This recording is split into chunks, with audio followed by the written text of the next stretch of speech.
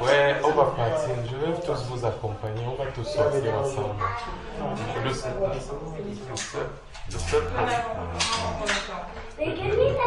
Il veut savoir comment se passe le baptême.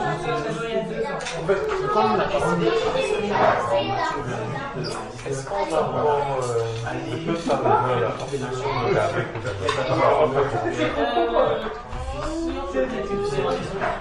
J'imagine que c'est une relation. Parce que quelque part dans Corinthiens, je ne sais pas, où il dit baptiser au nom de Jésus-Christ. C'est par rapport à ça. Voilà, il me dit, est-ce qu'on doit dire, je te baptise au nom du Père, Dieu Tout-Puissant, au nom du Fils Jésus-Christ, au nom du Saint-Esprit. D'accord. C'est la manière dont c'est fait. D'accord. Si tu ouvres la Bible, on va voir quelques façons. On va voir quelques versets qui parlent du baptême.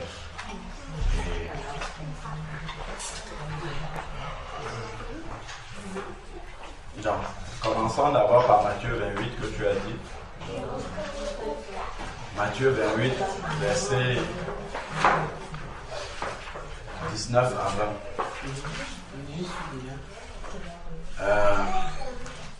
Matthieu 28, verset 17 à 20. Pardon, verset 19 à 20. Est-ce que tu peux lire? Ok. Oui, c'est pas. Tu es sûr? Amen. Amen. Ah, gloire à Dieu. Amen. Amen. Merci, donc, verset 19 à 20. Allez, faites de toutes les nations des disciples, les baptisant au nom du Fils et du Saint-Esprit. Et enseignez-leur à observer tout ce que je vous ai prescrit. Et voici, je suis avec vous tous les jours jusqu'à la fin du monde. Amen. Normalement, d'après la grammaire française, lorsque on lit la phrase du verset 19, il y a un problème. Tu es d'accord avec moi? Regarde, allez, faites de toutes les nations des disciples, baptisez-les au nom. Ensuite, il y a du Père, du Fils et du Saint-Esprit. Normalement, en français, le au nom, O aurait dû avoir X et non aurait dû avoir S. Tu es d'accord ou pas? Je suis d'accord. Parce qu'il y a plusieurs noms. On est d'accord? Oui, au nom, il doit avoir Lui, il devait avoir S, il doit avoir X à O et non avec un S. Puisqu'il y a Père, Fils et Saint-Esprit. D'accord? Bon, j'imagine que... Non, lis juste la phrase, hein. C'est juste une question d'accord en français. Oui, au nom du Père, Oui. du Fils et du Saint-Esprit. D'accord. Donc, s'il y a trois noms comme ça qui sont là, on doit mettre X à O et S à non en français. Oui, puisqu'il y a trois noms. A et X. Oui. C'est ça qu'on devrait faire. Donc, en fait, si le baptême devait se passer comme tu dis, au nom du Père, au nom du Fils, au nom du Saint-Esprit, on devrait avoir un X ici, là, et un S là. D'accord? Tu as dit tout à l'heure, c'est dans Jean, chapitre 14, où le Seigneur Jésus a dit, allons lisons, c'est mieux de lire. Jean, chapitre 14 ou 16, hein. Je vais regarder ça précisément. Jean, chapitre 14. Et moi, je prierai le Père. Quel verset? Attends. Voilà, verset 26. Voilà, verset 26. 14, 26. Mais le consolateur, l'Esprit Saint, que le Père enverra en mon nom, vous enseignera toutes choses et vous rappellera tout ce que je vous ai dit. Amen. D'accord. Donc, quand Jésus a dit, allez, faites de toutes les nations des disciples, baptisez-les au nom du Père, du Fils et du Saint-Esprit, il n'avait pas encore reçu le Saint-Esprit quand il disait ça à ses disciples.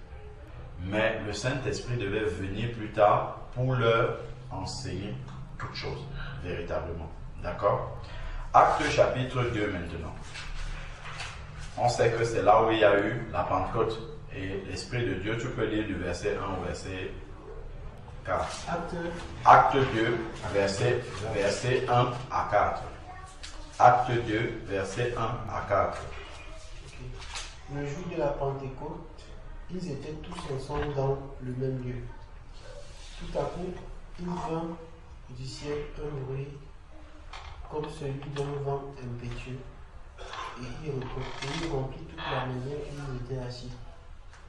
Des langues semblables à des langues de feu leur apparurent, séparées les unes des autres, et se posèrent sur chacun d'eux. Et ils furent tous remplis du Saint-Esprit, et se mirent à parler en d'autres langues selon que l'Esprit leur donnait de s'exprimer. Amen. Donc voilà maintenant le Saint-Esprit qui est venu et qui va leur enseigner toutes choses. D'accord? Bon, Pierre va commencer à prêcher l'évangile maintenant. Regarde maintenant le verset 37 et 38. Une fois qu'il a reçu le Saint-Esprit. Acte 2 toujours, hein, 37 et 38. Après avoir entendu ce discours, ils eurent le cœur vivement touché. Et ils dirent à Pierre et aux autres apôtres: Hommes frères, que ferons-nous? Pierre leur dit: Répentez-vous et que chacun de vous soit baptisé au nom de Jésus-Christ pour le pardon de vos péchés, et vous recevrez le don du Saint-Esprit. Amen. Tu vois que les apôtres disent exactement ce que Jésus-Christ a dit. Jésus a dit: allez faire de toutes les nations les disciples, baptisez-les au nom. Mais il a écrit au nom au singulier. Il a dit Père, Fils et Saint-Esprit. C'était codé. Lorsque l'Esprit de Dieu est descendu sur eux, il leur a révélé le nom dont Jésus parlait. C'est le nom de Jésus en fait. C'est pour ça que le au nom était au singulier en fait, parce que c'est un seul nom. Ce n'est pas Père, Fils et Saint-Esprit. C'est un seul nom. Sinon on aurait dû mettre un X et puis un S en fait. D'accord? Donc, celui qui n'a pas encore reçu la révélation de ce nom-là peut baptiser comme Jésus a dit: je te baptise au nom du Père, du Fils et du Saint-Esprit. C'est parce qu'il n'a pas encore la révélation du nom dont parlait Jésus. Mais celui qui a déjà reçu cette révélation-là, que quand Jésus disait au nom du Père, du Fils et du Saint-Esprit, c'est parce qu'il ne s'était pas encore révélé à ses apôtres comme étant celui qui porte ce nom-là dont il parle là. Dans les apôtres, ici, après l'effusion du Saint-Esprit, ils ont reçu la révélation que le nom dont ils parlaient là, en fait, c'était le nom de Jésus. Voilà déjà les premiers qui ont été baptisés comme ça au nom de Jésus. On voit maintenant plusieurs exemples d'autres baptêmes dans la parole de Dieu. Tu peux tourner par exemple dans Acte 8 déjà chez Corneille. Acte 8. Et il y a une petite parenthèse que je vais faire aussi. Acte 8, non, ça c'est l'eunuque éthiopien. Acte 8. Alors, il le baptisa, comme ici ce n'est pas précisé. Acte 9, il y a le baptême de Saul de Tarse. Alors, donc, il fut baptisé. Ici, ce n'est pas précisé. Acte 10, il y a le baptême de Corneille. Là, je crois qu'ils ont précisé cela. Voilà. Acte chapitre 10, verset 44 jusqu'au verset 48. Et on va voir quelque chose là aussi. Comme Pierre prononçait encore ces mots, le Saint-Esprit descendit sur tous ceux qui écoutaient la parole. Tous les fidèles circoncis qui étaient venus avec Pierre furent étonnés de ce que le don du Saint-Esprit était aussi répandu sur les païens, car ils les entendaient parler en langue et glorifier Dieu. Alors Pierre dit: peut-on refuser l'eau du baptême à ceux qui ont reçu le Saint-Esprit aussi bien que nous? Et il ordonna qu'ils fussent baptisés au nom du Seigneur. Sur quoi ils le prièrent de rester quelques jours. Amen. Donc, on voit ici en fait que Pierre a demandé de les baptiser au nom du Seigneur parce que l'Esprit de Dieu lui avait déjà révélé quel est le nom dont parlait Jésus. Quand il a dit Père, Fils et Saint-Esprit, mais le au nom en fait est resté au singulier parce que c'est un nom en fait qui correspond à Père, Fils et Saint-Esprit, et ce nom-là c'est le nom de Jésus. Donc c'est après que l'Esprit de Dieu a révélé aux apôtres quel était ce nom-là. Donc celui qui n'a pas encore cette révélation-là, il va rester sur ce que Jésus avait dit. Mais celui qui a compris que le nom dont parlait Jésus, c'est son propre nom, c'est le nom de Jésus. Quand tu pries, à la fin de nos prières, qu'est-ce qu'on dit? Au nom de Jésus. Tout ce que vous faites, faites-le au nom de Jésus.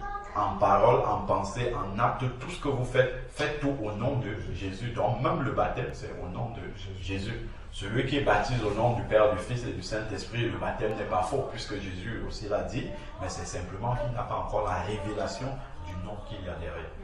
Donc, quand on a cette révélation-là, on baptise au nom de Jésus. Et donc, ça équivaut à la même chose que Père, Fils et Saint-Esprit. Maintenant, ce sur quoi je voulais attirer notre attention dans ce passage-ci, c'est que les premiers versets nous expliquent que tu peux lire le verset 1 et 2, juste ça. Le acte 18. Toujours acte 18, 1 et 2. Il y avait à Césarée un homme nommé Corneille, centenier de la cohorte dite italienne. Cet homme était pieux et craignait Dieu avec toute sa maison. Il faisait beaucoup de monde au peuple et priait Dieu continuellement. Amen. Ça, c'est quelqu'un qui connaît Dieu. C'est quelqu'un qui aime Dieu. Quand Dieu le voit comme ça, Dieu peut le laisser comme ça. Si c'était nous, on allait dire, ben ça c'est quelqu'un qui connaît Dieu. Il n'a pas besoin de plus que ça, il faut juste qu'il continue comme ça.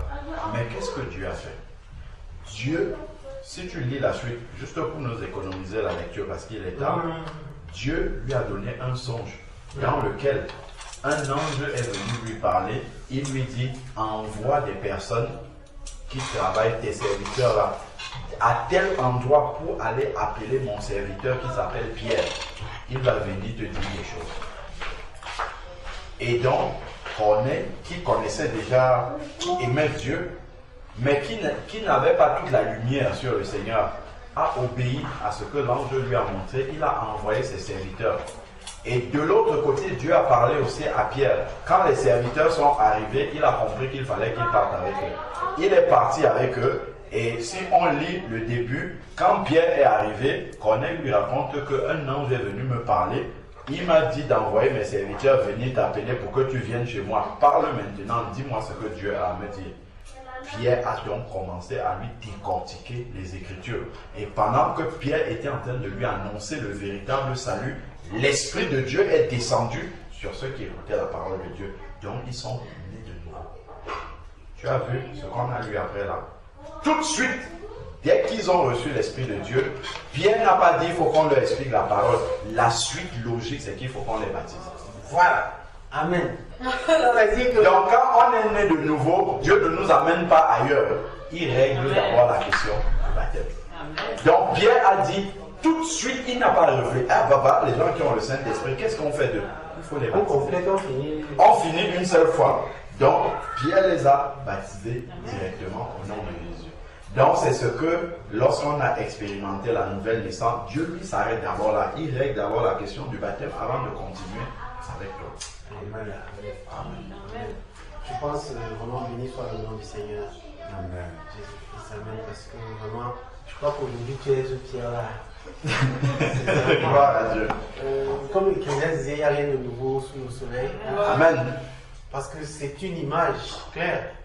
Parce que je ne peux pas dire que mes frères qui sont ici, qui n'auront pas été baptisés par l'immersion de nom par le Seigneur, nous aimons le Seigneur. Gloire à Dieu. Et comme le Seigneur nous aime, il faut qu'il complète le travail qu'il a. Alléluia. Amen. Amen. Amen. Gloire à Dieu. Amen. Amen. Gloire à Dieu. Donc la question est réglée maintenant. Non, depuis longtemps, c'est depuis hier que c'est réglé. Gloire à Je Dieu. vais encore revenir sur un passage d'avant et je vais te laisser lire. C'est sur le nuque éthiopien. Acte chapitre 8. Ça veut dire que vous ne lisez pas ce qui est publié dans le groupe. Actes chapitre 8. Tu es dit, On va partager comme le texte est un peu long. Tu peux lire une partie. Donc, comme ça, tu vas lire, Capo va lire du verset 26 au verset 35. Capo lit du verset 1. C'est le sobriquet quand j'étais en 6e, on m'appelait Capo. D'accord, bon. Indris. Donc, Indris va lire de 26 à 35 et puis Ruben va continuer de 36 jusqu'à 40. 36 à 36. Oui, 26 à 35 et puis Ruben va compléter. Un ange du Seigneur s'adressant à Philippe lui dit: Lève-toi et va du côté du midi sur le chemin qui descend de Jérusalem à Gaza, celui qui est désert. Il se leva et partit. Et voici un Éthiopien, un eunuque, ministre de Candace, reine d'Éthiopie, et surintendant de tous ses trésors, venu à Jérusalem pour adorer, s'en retournait assis sur son char et lisait le prophète Ésaïe. L'Esprit dit à Philippe: Avance, approche-toi de ce char. Philippe accourut et entendit l'Éthiopien qui lisait le prophète Ésaïe. Il lui dit: Comprends-tu ce que tu lis? Arrête-toi un peu. Si l'eunuque éthiopien lisait le prophète Ésaïe, il aimait Dieu ou pas? Il aimait Dieu. Amen. Il répondit: Comment le pourrais-je si quelqu'un me le guide? Et il invita Philippe à monter et à s'asseoir avec lui. Le passage de l'écriture qu'il lisait était celui-ci: Il a été mené comme une brebis à la boucherie, et comme un agneau muet devant celui qui le tond, il n'a point ouvert la bouche. Dans son humiliation, son jugement a été levé, et sa postérité, qui la dépeindra, car sa vie a été retranchée de la terre. L'eunuque dit à Philippe: Je te prie, de qui le prophète parle-t-il ainsi? Est-ce de lui-même ou de quelqu'un d'autre? Alors Philippe, ouvrant la bouche et commençant par ce passage, lui annonça la bonne nouvelle de Jésus. Comme ils continuaient leur chemin, ils rencontrèrent de l'eau. Et l'eunuque dit: Voici de l'eau. Qu'est-ce qui empêche que je ne sois baptisé? Philippe dit: Si tu crois de tout ton cœur, cela est possible. L'eunuque répondit: Je crois que Jésus-Christ est le Fils de Dieu. Amen. Attends un peu, frère. Est-ce que vous croyez de tout votre cœur? Oui, je crois. Oui. Continue la lecture. Il fit arrêter le char. Philippe et l'eunuque descendirent tous deux dans l'eau. Et Philippe baptisa l'eunuque. Quand il fut sorti de l'eau, l'Esprit du Seigneur enleva Philippe et l'eunuque ne le vit plus. Tandis que joyeux qui s'en retourné. il... Tu as verset 39, je pense. 39. Tandis que joyeux Je passe à continuer en haut là. Tandis que joyeux il poursuivit sa route, Philippe se trouva dans Azote, d'où il alla jusqu'à Césarée en évangélisant les villes par lesquelles il passait. Amen. En fait, en bas, il y avait l'explication. Donc, en fait, ici, il y a quelqu'un qui aimait Dieu, mais qui ne comprenait pas vraiment la parole de Dieu. Comme pour Corneille, Dieu a toujours envoyé un de ses serviteurs. Là-bas, c'était Pierre. Ici, là, c'est Philippe qui est envoyé pour lui expliquer véritablement les Écritures. Et ensuite, quand l'eunuque voit l'eau, il comprend que Dieu peut finir le travail. Et c'est lui qui pose la question maintenant, voilà l'eau, est-ce qu'il y a encore une condition à réunir? Et Philippe lui dit, si tu crois de tout ton cœur, cela est possible. C'est-à-dire, si là où tu es là, tu te repens de tes péchés, c'est possible là tout de suite. Et l'eunuque n'a pas dit, je m'en vais d'abord réfléchir. Il lui dit, je crois de tout mon cœur, je suis prêt. Immédiatement, il a fait arrêter le char, ils sont descendus dans l'eau. En même temps, Dieu a fini avec lui. C'est comme ça en fait que Dieu agit. Si on est prêt, le Seigneur, il règle cette question-là et il passe à autre chose maintenant avec nous. Il commence à entrer dans les Écritures avec nous. Donc quand Dieu voit qu'on le cherche, mais qu'on n'est pas encore conforme avec lui, il envoie toujours un de ses serviteurs pour nous éclairer sur ce qui nous manque. Et une fois qu'on est éclairé dessus et qu'on obéit, on continue le travail. On va lire encore pour quelqu'un d'autre. Pareillement, on verra que en fait, le Seigneur agit toujours de la même façon. Regardons le cas de Apollos. Également, lui prêchait même déjà la parole. Ça va rejoindre le cas dont tu parlais tout à l'heure. Prenons Actes chapitre 18, verset 23 au verset 28.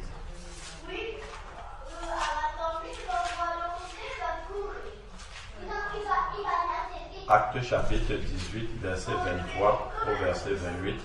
Si l'un de vous deux peut lire cette portion-là. Lorsqu'il eut passé quelque temps à Antioche, Paul se mit en route et parcourut successivement la Galatie et la Phrygie, fortifiant tous les disciples. Un juif nommé Apollos, originaire d'Alexandrie, homme éloquent et versé dans les Écritures, vint à Éphèse. Il était instruit dans la voie du Seigneur et ferme d'esprit. Il annonçait et enseignait avec exactitude ce qui concerne Jésus. Bien qu'il ne connaisse que le baptême de Jean, il se mit à parler librement dans la synagogue. Aquilas et Priscille, l'ayant entendu, le prirent avec eux et lui exposèrent plus exactement la voie de Dieu.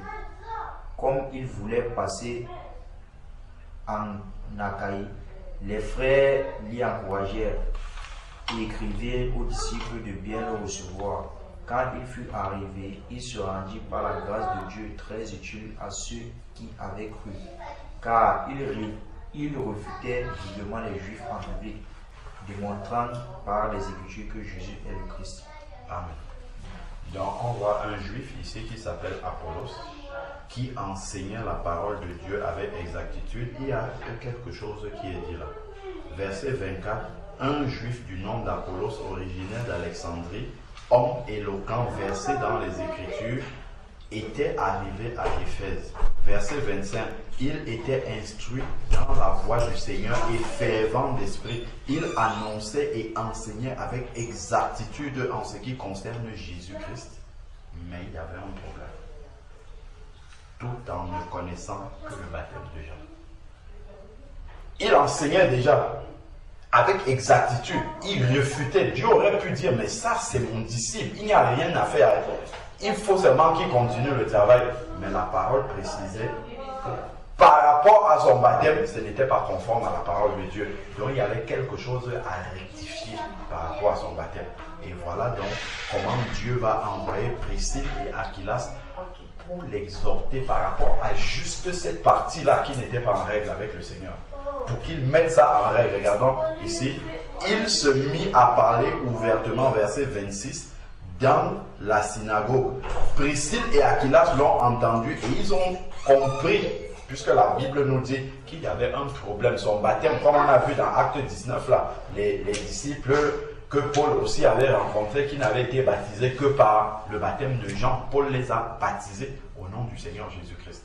Donc, de la même manière, Priscille et Aquilas, quand ils l'ont vu dans la synagogue et qu'ils ont su qu'ils n'avaient reçu que le baptême de Jean, parce que c'est la seule chose que la Bible nous dit qui était incomplète dans sa marche, ils l'ont pris de côté pour lui annoncer plus exactement la voie du Seigneur. C'est pour le conduire à régulariser son baptême par rapport au Seigneur.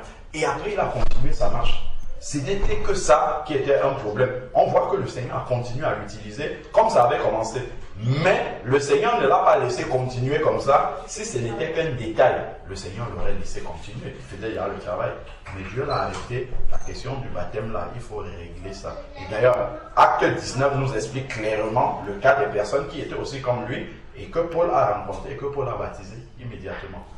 Donc, on voit qu'à chaque fois, quand Dieu voit un de ses enfants, où il y a quelque chose qui manque, il va toujours envoyer un de ses serviteurs pour l'éclairer sur ce qui lui manque.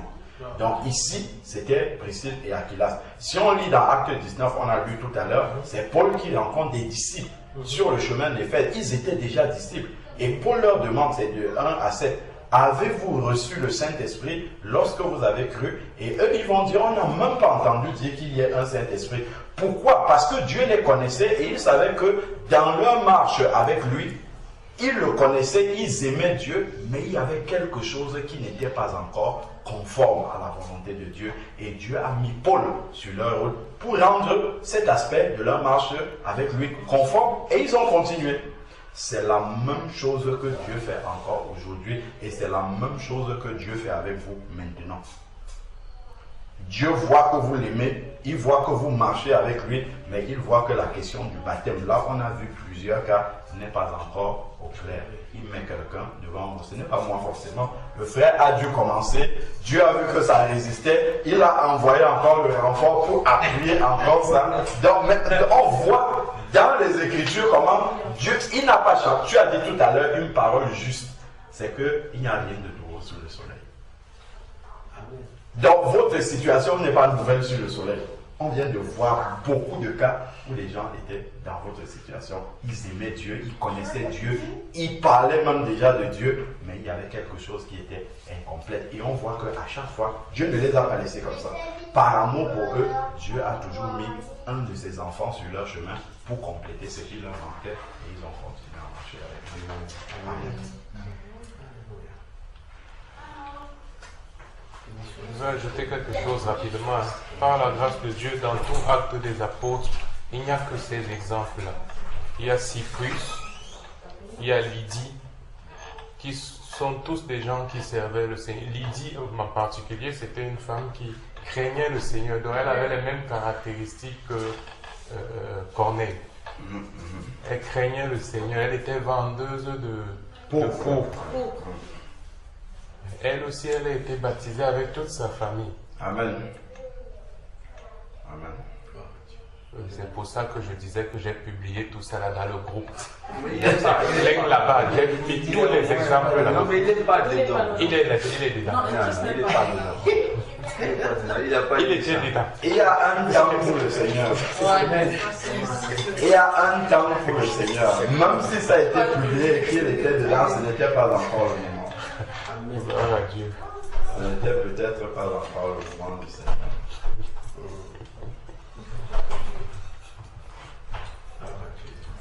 Il y a beaucoup d'eau ici au Maroc, comme pour le mieux que Éthiopie. Il y a beaucoup Il y a d'eau ici au tellement Maroc. de Qu'est-ce qui empêche que je sois sont baptisé? baptisés.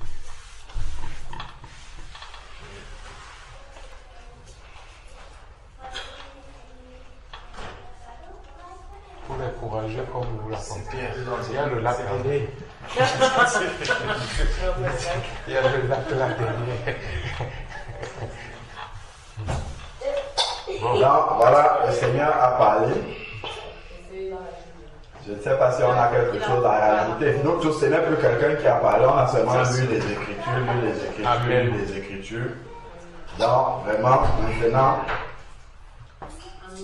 vous êtes comme l'eunuque éthiopien. Il y a l'eau en face de vous.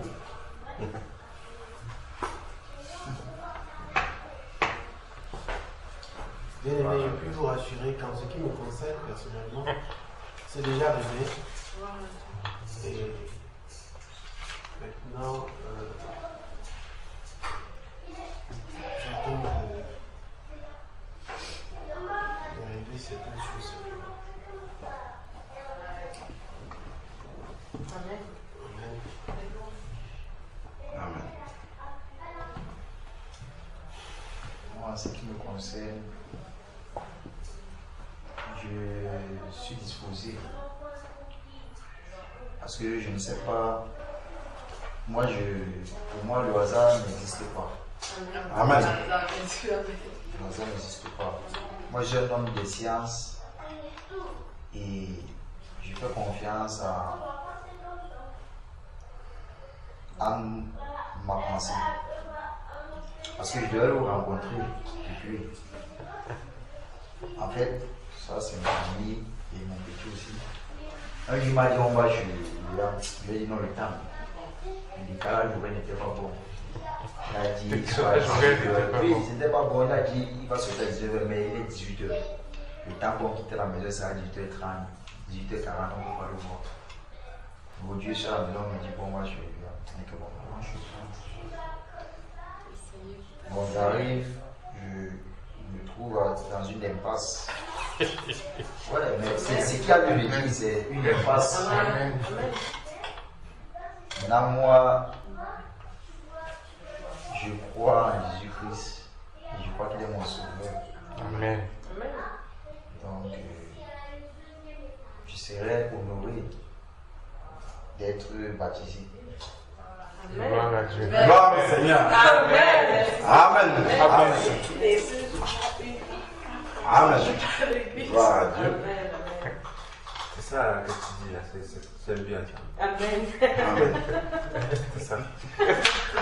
Qu'est-ce qu'elle a dit? Est-ce que la bonne que tu as dit? Oui. Non, Dieu dit, ensuite je fais après, on s'ajoute à C'est l'église. ça. C'est ça. Amen. Gloire à Dieu. Amen. Maintenant, je crois que la plage est fermée. Non, ça ne ferme pas. On peut descendre là-bas. On peut descendre là-bas. Je ne crois pas qu'il y a pas de garde-fou pour... On descend. Pour le faire. Oui. On peut y aller. Je sais pas, hein, mais quand même pour cette nuit-là. Oui, le fait pour le géolier, ça se fait la nuit. Non, en fait, c'est pas ça. En fait, c'était juste par rapport à eux là-bas. Je sais pas trop si C'est pour ça que je posais la autorisé, question. en fait. Mhm. Parce qu'il est Le quand côté, même, le côté où nous sommes allés aujourd'hui, je ne sais pas. Mhm. Mais l'autre côté, là où on est en train de faire les travaux, moi je me suis souvent retrouvé là-bas la nuit. Hein. Karine, l'autre côté là, c'est la nuit, non? Quand on était passé par là. Il y a des gens, il y a souvent des gens. Qui vont jusqu'à l'eau, là-bas. Oui, qui marchent même au bord de la plage. le temps d'y aller.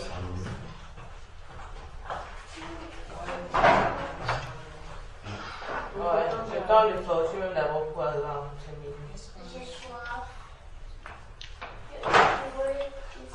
Frère Alain, qu'est-ce qu'on fait? Selon la parole de Dieu, on doit le faire maintenant. Maintenant. Si, il y avait- Selon il y ce avait qui est Benoît écrit, ici. oui, ça c'est Il y avait une, Benoît ici. c'est une solution alternative aussi. Tu n'as pas de baignoire Je ici. n'ai pas de baignoire. Je n'ai pas de baignoire. On y va. On y va. À la plage. D'abord. On y va. Moi, je Je vais vais d'abord lire les Écritures. Et je vais lire pourquoi on est en train de dire ça. On a fait dire qu'on y va. D'abord. Parce que, en fait, la Bible nous dit que nous ne savons pas ce qu'un jour peut arriver. C'est clair. Si Dieu fait un travail, faisons-le confiance jusqu'au bout. Ayons la foi. Il vaut mieux aller jusqu'à là-bas et qu'on nous chasse. Que là, on soit conscient que Dieu a dit non, ce n'est pas pour ce soir, plutôt que de dire on met ça demain matin. Et demain matin, il y a autre chose qui arrive. Lisons la parole de Dieu par rapport à un apôtre qui s'est retrouvé dans la situation où nous sommes là maintenant. Acte chapitre 7. Acte 7. Si tu peux prendre la Bible pour lire. Acte chapitre 16. Parce que il ne faut pas oublier que lorsque Pharaon a laissé partir le peuple, c'est quand le peuple a commencé à partir qu'il s'est rendu compte qu'il avait fait une erreur. Et il a rassemblé tous les chars d'Égypte. Oui, oui. Si demain il y a autre chose, on se donne rendez-vous et que quelque chose intervient devant le Seigneur, nous aurons une double responsabilité.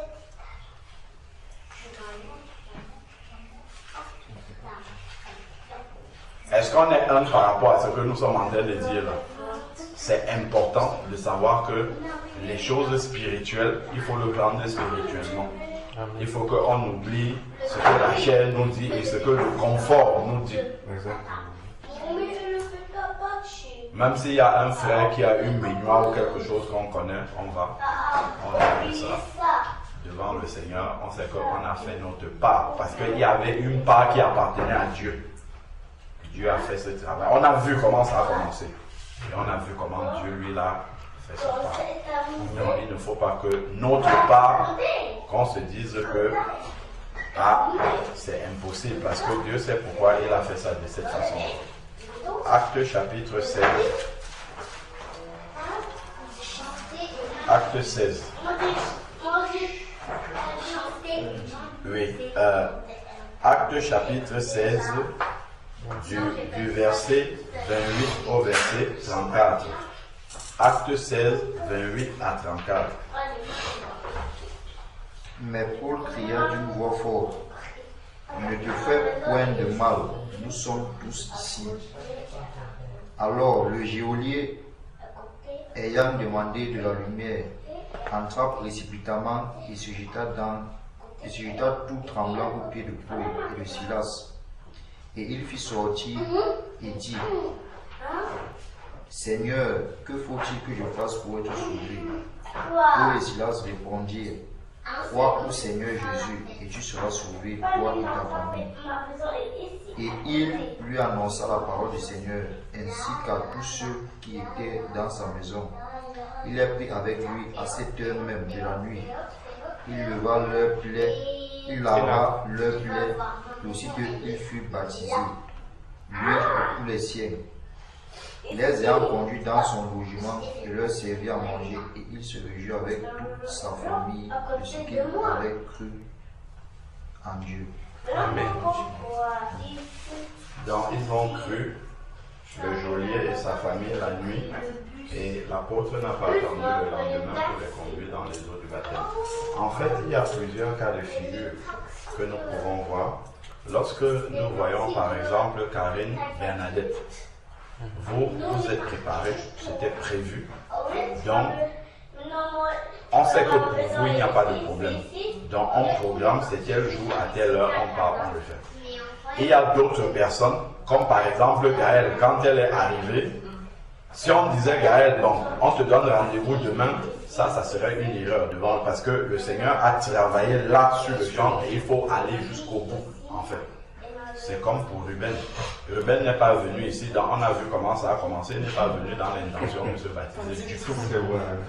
Il n'est pas venu dans cette disposition-là du tout, mais Dieu a commencé à faire un travail et on voit comment le Seigneur est en train de conduire ce travail. Donc voilà pourquoi, même si ma chair me dit qu'il faut laisser et attendre demain, l'esprit me dit qu'il ne faut pas faire ça. Il vaut mieux qu'on aille là-bas. Si on voit qu'on nous interdit de le faire, on comprend que la volonté de Dieu, c'est que nous attendons le même matin et qu'à la première heure que nous allions faire ce travail-là. Mais si on part et que c'est possible maintenant, on le fait et puis tu rentres chez toi étant dans la joie et sauvé comme le geôlier. Alléluia. Amen. Tu as un habit de rechange pour Oui, bien sûr, c'est pas ce qui peut manquer. La voiture est dans le taxi. On va prendre le taxi. Vous allez rentrer. Non, ceux qui peuvent, même si on n'est que de 3 plus lui, Il n'y a pas de problème. Par contre, pour la scène, Attention. pour le repas du Seigneur, on peut mettre ça même demain. ok. Oui, demain on va faire ça.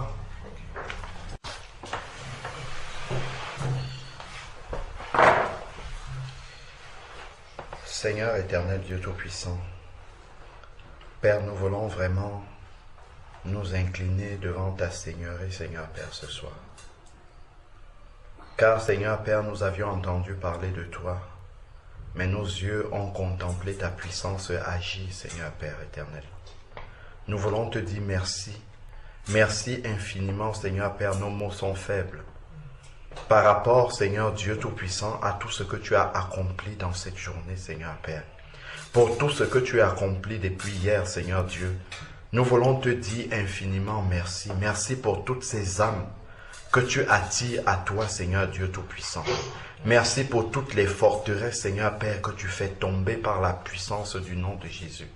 Seigneur Père, merci infiniment, Seigneur Père, de ce que tu as combattu dans l'invisible, Seigneur Père, pour délivrer les captifs, pour renverser, Seigneur Dieu Tout-Puissant, toutes les forteresses que nous n'aurons même pas pu imaginer que cela puisse être possible. Seigneur Père, nous te disons merci.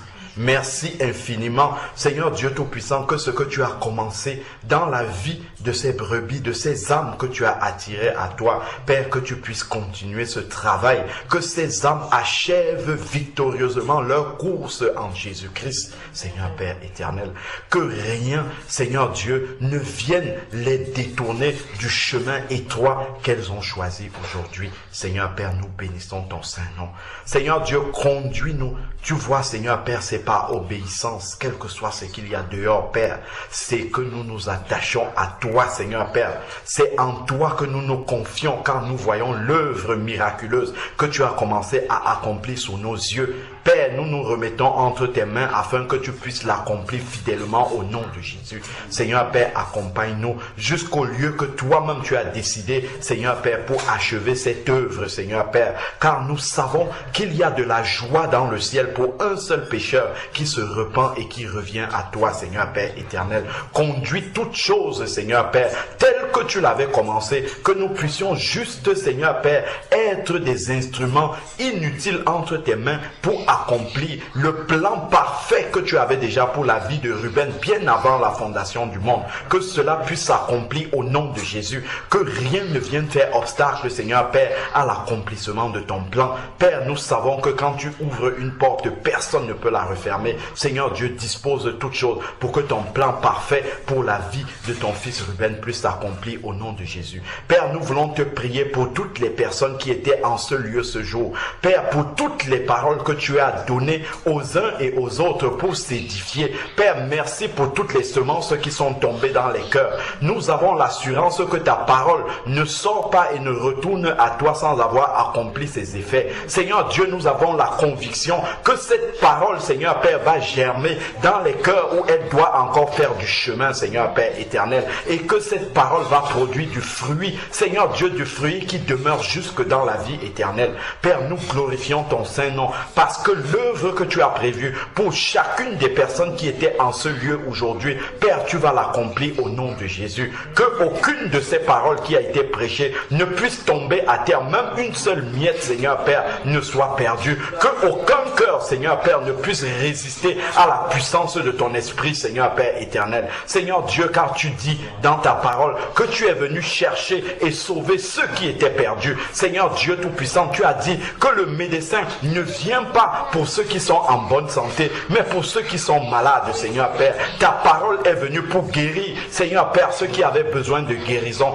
Ta parole qui est lumière est venue pour éclairer ceux qui avaient besoin d'être éclairés, Seigneur Père éternel. Nous glorifions ton Saint-Nom parce que ta parole a été donnée en fonction de tous les cœurs qui étaient présents. Père, seul toi sonde les cœurs et les reins. Nous n'avons rien préparé, mais toi tu avais tout préparé bien avant la fondation du monde, Seigneur Père, et tu as accompli fidèlement ce que tu avais prévu. Seigneur Dieu Tout-Puissant, que ton œuvre puisse s'accomplir dans toutes les vies qui étaient ici, Seigneur Dieu Tout-Puissant. Père, merci pour le travail que tu vas continuer à accomplir. Tu as dit que Paul a semé, Apollos a arrosé, mais c'est Dieu qui fait croître. Merci pour ta parole que tu vas faire croître encore dans tous les cœurs, Seigneur Père, qui l'ont reçu. Père, que toute la gloire te revienne. Nous remettons encore ceux qui sont déjà partis entre tes mains. Conduis chacun jusqu'à son domicile. Seigneur Père, accorde une nuit paisible à chacun un sommeil réparateur et continue à parler dans les cœurs, même dans le sommeil. Seigneur Dieu, continue. S'il y a des paroles qui ont été données, qui n'étaient pas justes, qui n'étaient pas à droite, qui n'étaient pas adaptées, que ton esprit continue à expliquer cela, à clarifier cela dans les cœurs, afin qu'aucune résistance, Seigneur Père, ne puisse être opposée à ta parole, mais que les cœurs puissent s'ouvrir, Seigneur Dieu, comme des petits enfants pour recevoir ta parole. Car tu as dit que si vous ne vous convertissez et ne devenez comme ces petits enfants, vous ne pouvez être mes disciples, Seigneur Père. Que toutes les personnes reçoivent ta parole comme des petits enfants et se convertissent à toi. Père, que cette maison qui nous accueille, que ta paix puisse toujours y demeurer au nom de Jésus. Père, que toute la gloire te revienne d'éternité en éternité au nom de Jésus-Christ. Amen. Amen.